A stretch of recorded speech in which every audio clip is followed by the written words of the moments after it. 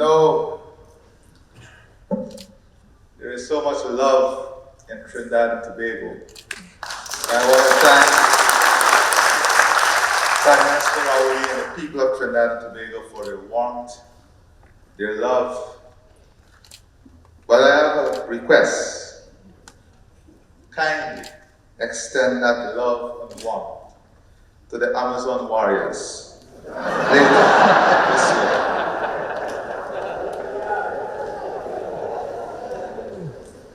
Now we have a choice that we can make today. But my brother from the private sector would have helped a lot. So we will not need to go through the big fire. But today, I would like to address a few issues. And I want to say very early on that in addressing these issues, I'm doing so only in the context of us getting better. So if there may be some hard feelings, understand that it is rooted in the reality of what we need to do. That is all. It is rooted in the reality of what is needed. The commitment of the heads, the commitment of this region in achieving the 25 by 2025 is not the optimum commitment. It is just a baseline. Our objective must be far beyond this commitment.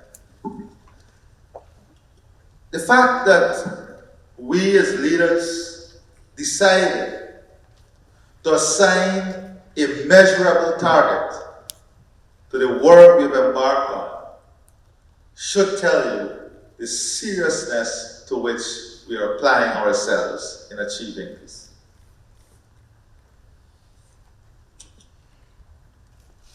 There are not much examples around the world in which you would see a community committing itself to specific targets because we understand the reality. But as I speak to you today, we live in a quite different world than a year ago, 2 years ago. We live in a world in which climate crisis, energy crisis, inflation crisis, food security crisis confront us. And we live in a world with a very impatient population. As a region, we have communicated the global story and how the global challenges impact the lives of people in our region. The question is, as the people of our region understood that message? And it's an important question. Because if we do not understand the consequences of the global challenge, then we are not appreciating that individually and collectively, we are operating in a global environment. So there will be pressures in achieving the target of 25 by 2025. Every leader that sits before you, all of us, we have to deal with the imported inflation. We have to deal with the rising costs of food. We have to deal with the climate challenges. We have to deal with debt crisis. At the same time, we have to find the resources that are necessary for us to achieve these targets. So today is about allowing the population of the region to understand the vision.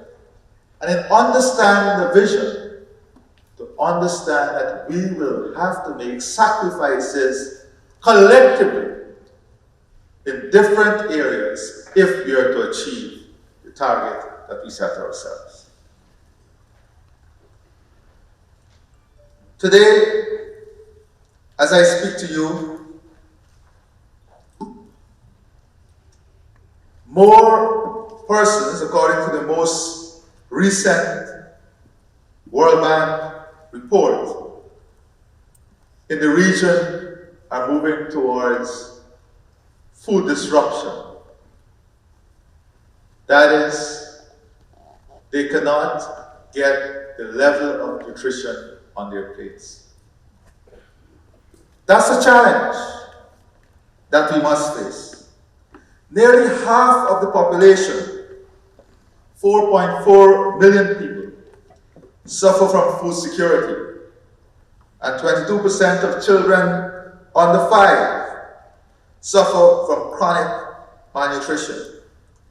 66% of those under 5 also suffer from the risk of non-accessibility to food.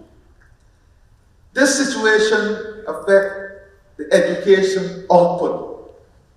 It affects social conditions under which people live. And we must be able to address these. As a region, we must also acknowledge the fact that over the last couple of months, we have made significant progress. I want to recognize the members of the Ministerial Task Force for their outstanding work in pushing this agenda forward, and I ask you to give them the warmth of their love.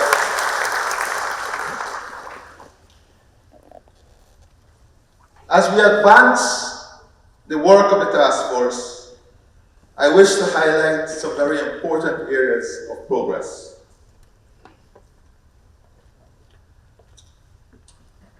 In Jamaica, for example, in the last year we have seen strong progress towards the targets in achieving the 25 by 2025. As of March 2022, they have reached 26% of their target.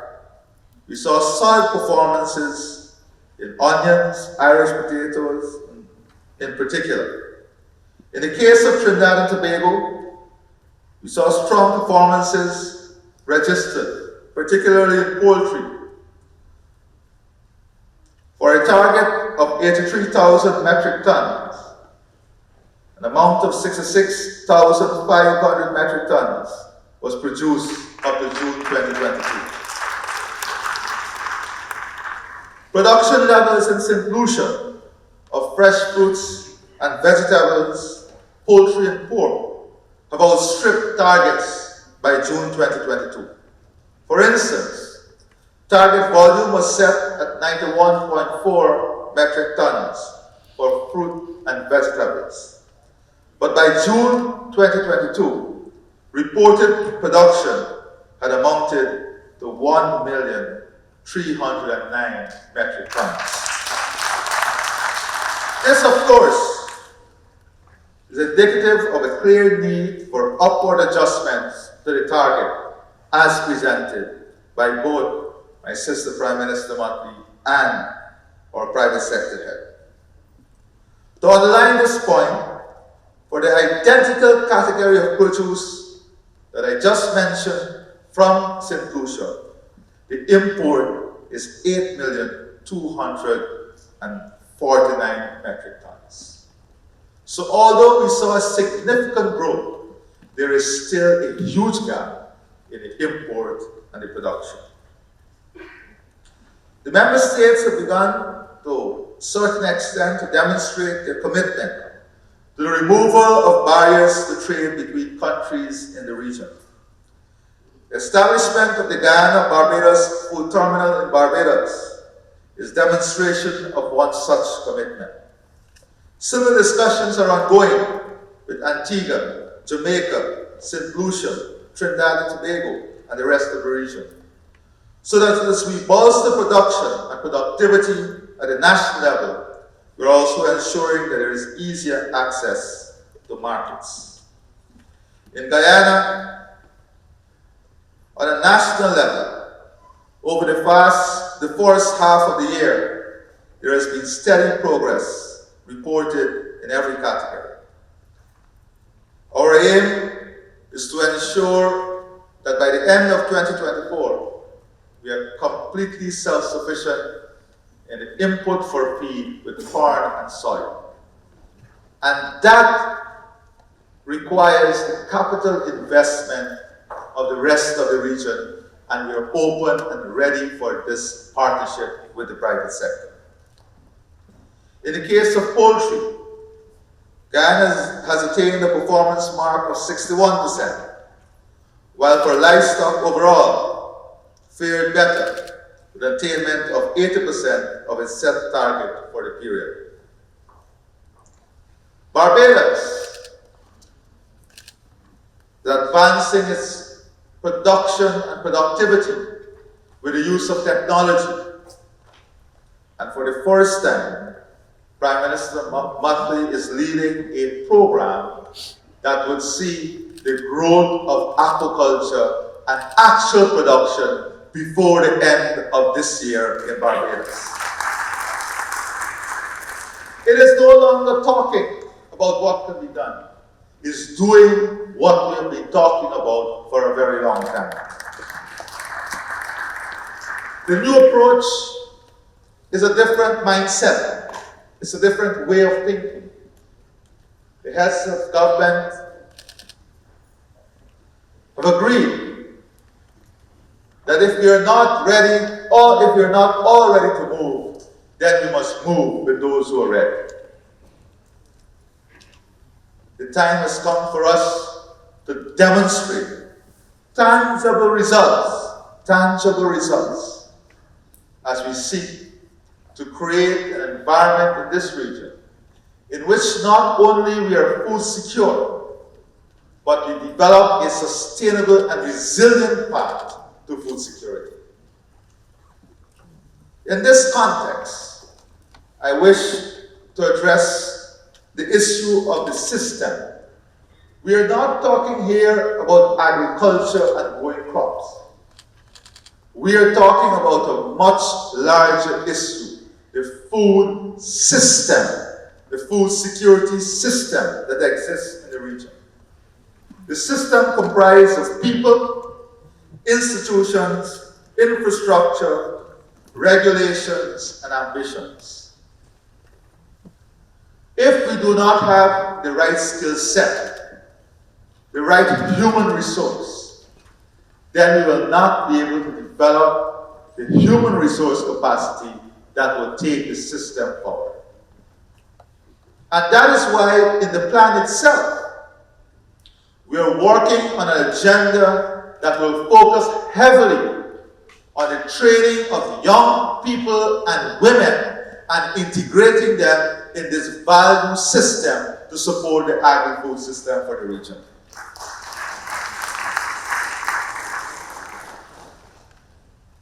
Take, for example, Trinidad and Tobago, Barbados, Guyana. I know Prime Minister Gonzalez is already speaking about this. We are actually assigning a targeted percentage of youth to be involved in a new form of agriculture that will be technologically driven. And we're supporting that by investing in the technology, by investing in education, by sharing a common space through which we are allowing experience and practical nature of doing agriculture in a new environment for our young people to be exposed to that. So people is an important category. The institutions, we have to face the reality. The bureaucracy that exists has created severe humbug in the system in this region. We have the misinterpretation of rules. There is no commonality through which we interpret some regulations. The institutions exist on different standards and different rules and different regulations. We have to fix the institutions in a way that every single institution in the region operate on the same procedures, guidelines, and standards so that our people will have a common access and a common understanding as to what the procedures, the guidelines, and standards are. And it must not vary from country to country. It requires a shift in thinking, a shift in our mindset. And I'm saying to the population of this region that this group of CARICOM leaders, we are committed to ensuring that shift occurs. The political will has already been established as strong as we can. So we have to fix the institutions, the infrastructure. A lot of work is going on, and this is where I want the regional private sector to understand what an opportunity is. In my humble opinion, we have enough firepower in this region, within the private sector, to form a consortium and address the issue of transportation and fixing that problem. Leaders, starting from Prime Minister Gonzalez, Prime Minister Rowley, Prime Minister Mukti, the leaders have already made it very clear. We are willing to sit with such a consortium and come up with a menu of measures and incentives that will allow you the space to operate in a very, very viable manner in fixing the transport and logistics problem. We cannot sit back in the private sector and expect that the government must create the environment all the time. The government is an enabler. It's an enabler. It's an enabler to open up the opportunity. We have to stop work in a selfish way in the region at every level. And private sector need to come together, understand the scale of opportunity, scale their thinking up, and go after the opportunity and put the pressure back on the heads in the region to say, we are ready, come on board and let us together form a partnership to solve this problem. If not, then you give the heads no other choice but to go extra-regional.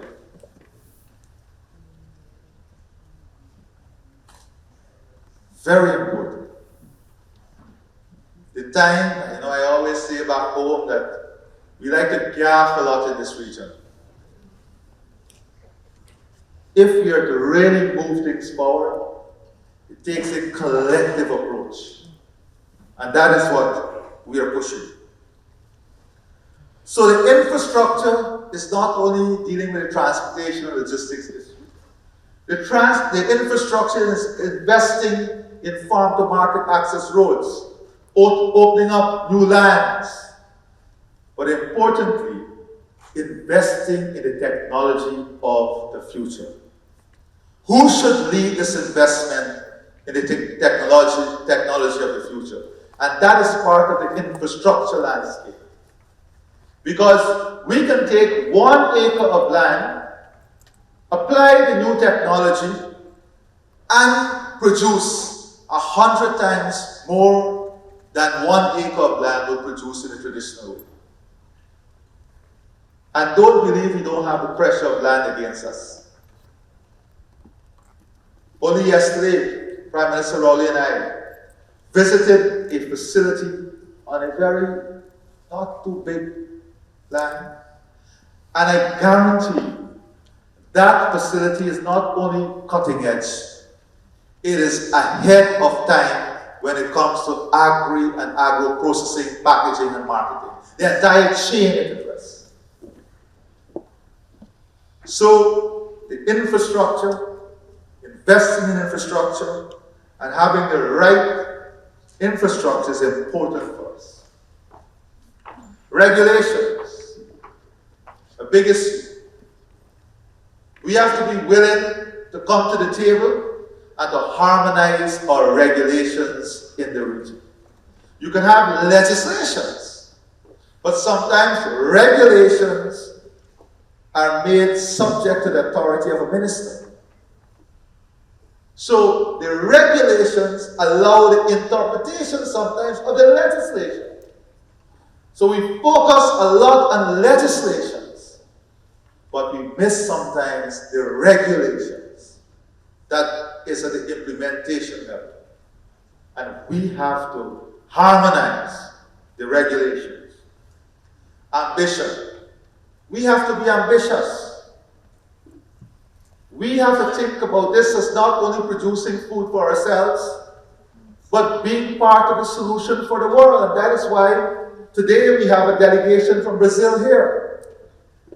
And when I spoke about reverse engineering, I was speaking about the distributors understanding through new lens the opportunity that exists with the production capacity in northern Brazil and how we can bring that through the geography of Guyana and our location, integrate that into the tremendous opportunity for agro-processing and packaging and marketing here in Trinidad, and then become a supplier of food up the value chain all the way up to Miami. This is not displacing the distributor. This is not displacing the distributor. This is adding an additional layer of business opportunity for the distributors in the region. Because not only are you distributing now, but you are part of the value chain. Are we willing to do it? This is not the responsibility of the heads of state. This is where the distributors in this region must understand that they have to come on the table. It requires a collective effort. This is not about the governments alone. This is about all of us, every single stakeholder, understanding that we all have a role and an equal responsibility in making it successful. And that is what we are doing at the leadership of the region. We are presenting the entire table, inviting everyone to the table, and saying that this is where all must participate in advancing the cause. So there is a fish called perai in Guyana. All that I've said in fixing the system is a perai.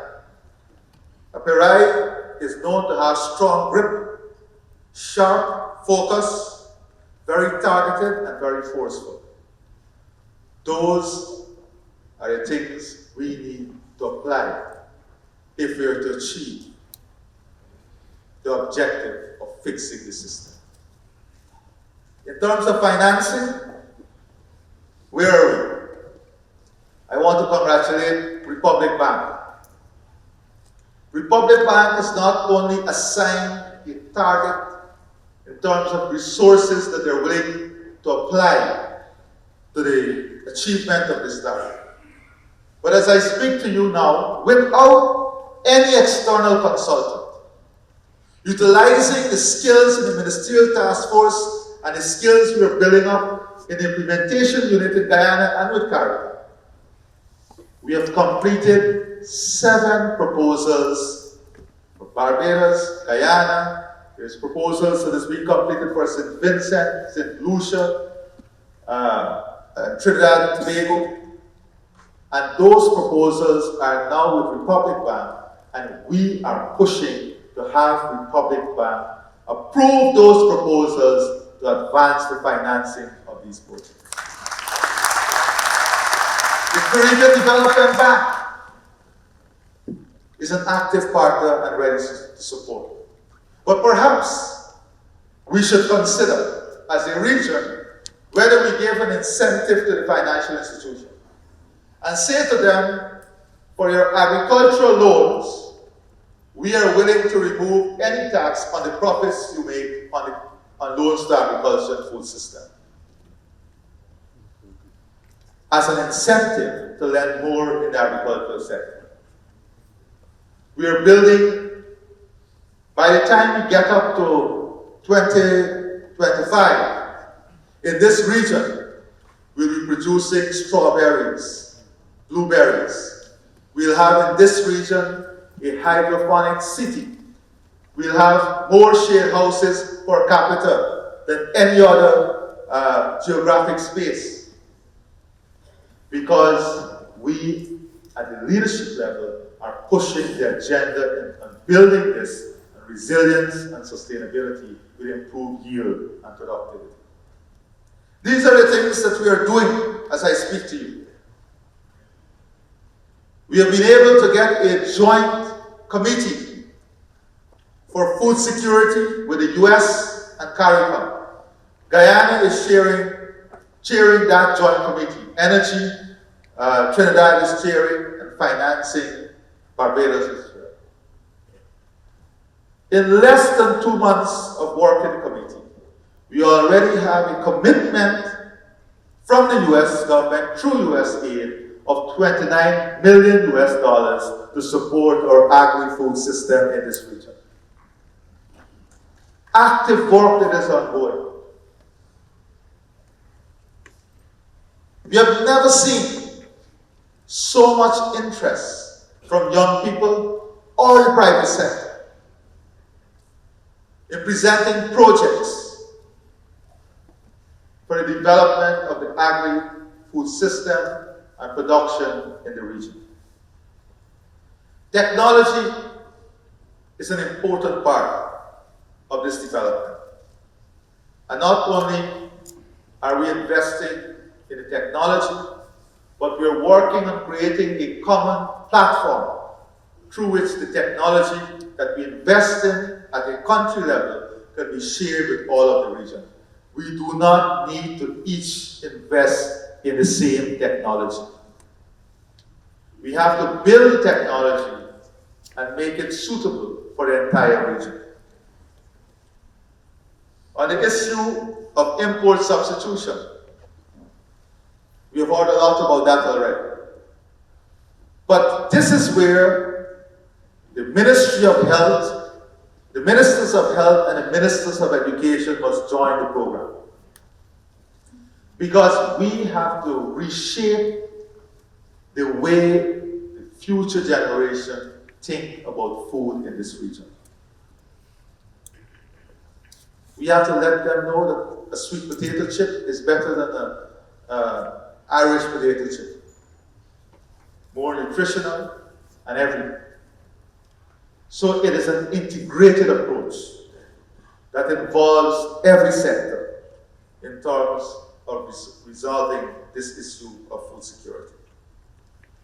We heard a lot about market linkages, process, partnership, the involvement of the private sector. Now, every single thing we do in promoting this production system must be done within a global context. We cannot position our agri-food system in a regional system. We have to position it in a global system and build that system to withstand the global challenges that will come. And there will be a lot of global challenges. In short, we must position ourselves to be leaders and not followers. I end by saying to you that we have a great opportunity, great commitment, a lot of time and resources invested. Let us not fail the next generation by allowing this opportunity to evade us. I end on a good note for my friends in Trinidad and Tobago. Whether it is curry chicken or chicken curry, we will have curry. Thank you very much.